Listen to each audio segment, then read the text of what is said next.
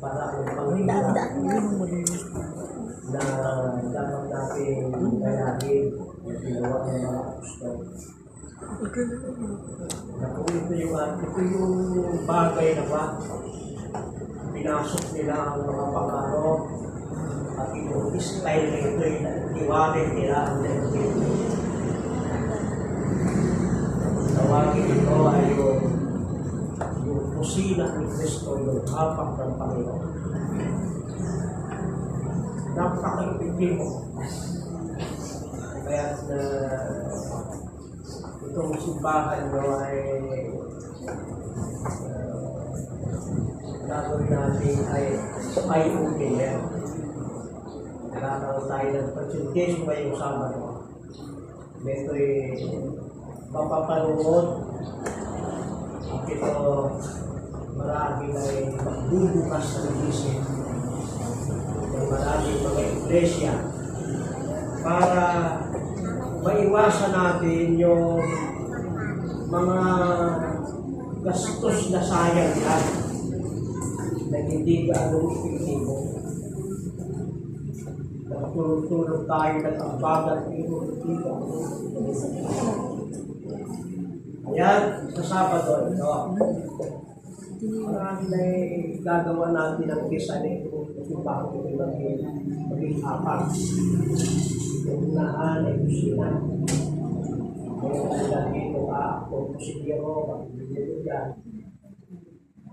Magawa na nyo ng design na hindi ganito baka kalibot ko dito ay lalisa na diyan nyo dadalhin yung mga ambag sa kusina. At yung mga ibang bagay, mga bigas, hindi pa ito sige 5 kilo na dala din ninyo pa uwi. Hindi pa mawala yun. Na ngayon lang kapanggap dito, ipapakas natin yan. Pagkatapos ay dala nyo pa uwi.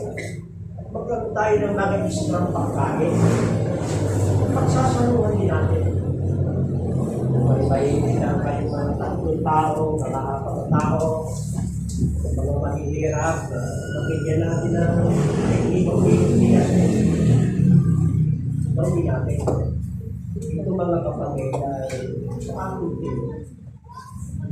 Pag ating binalikan yung sistema yun, bakit sila gumamit? Bakit sila kinabahan? Ay sa tingin ko ay tama. Kasi yung ang mga ginagawa natin, gumagawa tayo ng mga bago. Hindi wala pang nagawa. Yung style ni Pag, yung style ng mga kapatid noong unang panahon, hindi na natin i-improve yun. O hindi natin mapapalitan kung hindi i-improve ng konti. Pero yung alisin nyo, yung mga epektibong yun, ay hindi tama. I-improve na lang natin yan. Yung sabi ni Kristo, mangangarap tayo na, kayo mga walang lahat, bawal yung pera, bawal yung mga damit, mga walang mga dalampag, huwag kayo mag-uusap ng budget, balikan natin yun.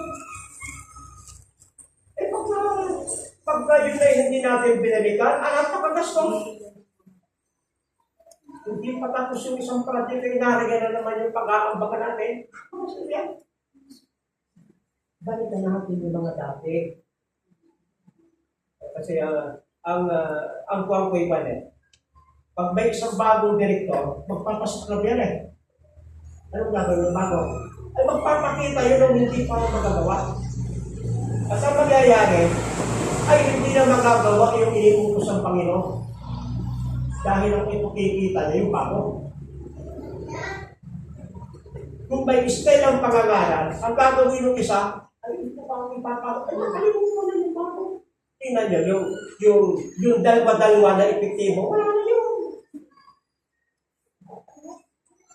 Papapalitan niya nung kung ano-ano.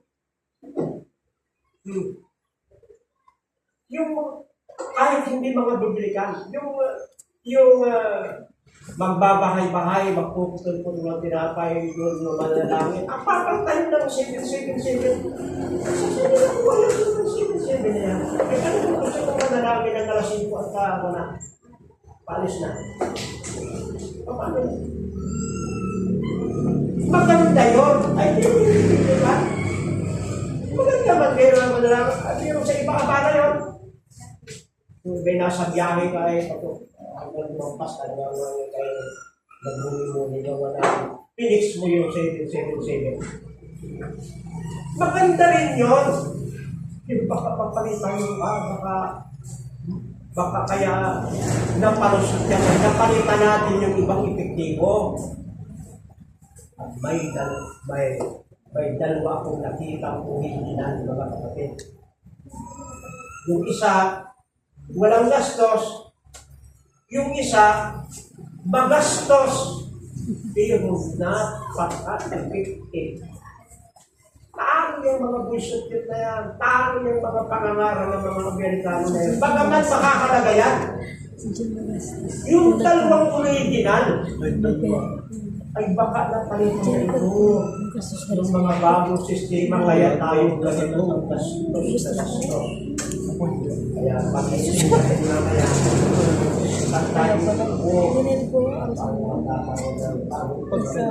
yung mas magkakadala dito ng mga kasurula, awali, mga pantiro. Meron dito nakasay na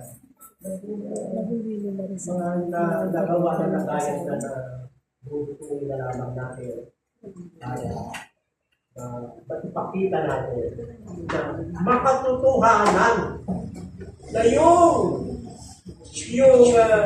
sinabi ng Panginoon na ginagawa ngayon ay dapat ay yung sinabi ng Panginoon ay ginagawa ngayon. Kaya yung sinabi ay ginagawa. Yung sinabi ay sinisermon. Yung sinabi ay dapat ginagawa. Pagkaiba na, yung gawa at gawa, magkatulog, pero magkaiba. Pagkikay mo na pagkikainan, yung gawa ang pakinig yung gawa eh. Parihong wak yung ulit. Gawa.